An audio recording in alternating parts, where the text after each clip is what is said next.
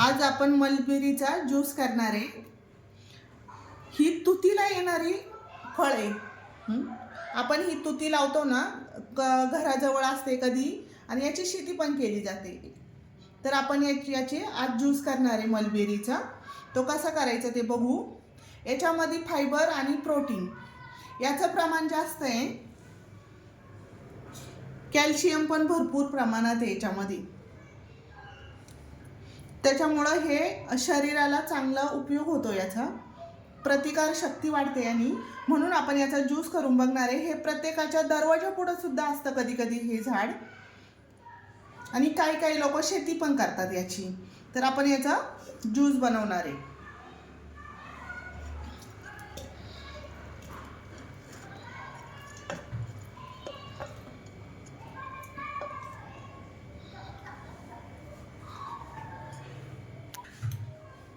याची आंबट गोड चव असल्यामुळं हे खायलाही छान लागतं। याला घालणार आहे थोडंसं मीठ घालणार आहे मी।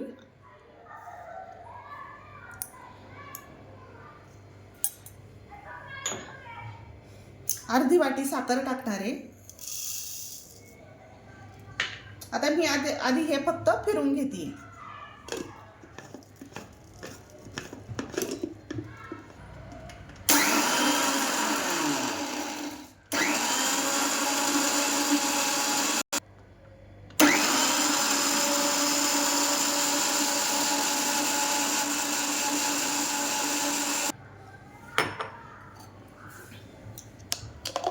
याचा रंग खूप छान आलेला आहे।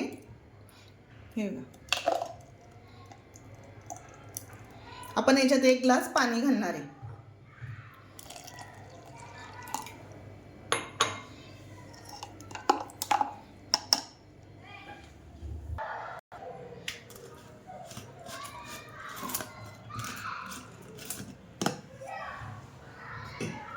याला आता गाळून घ्यायचं आहे।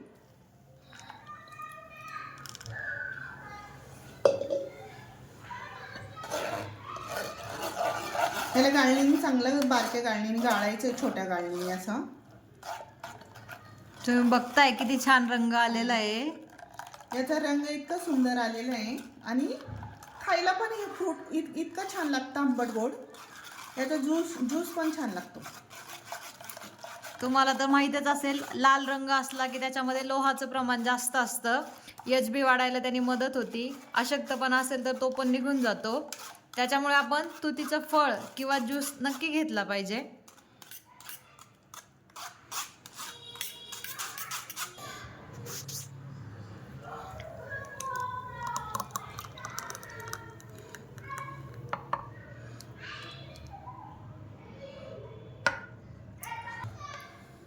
हे घट्ट असा ज्यूस झालेला आहे।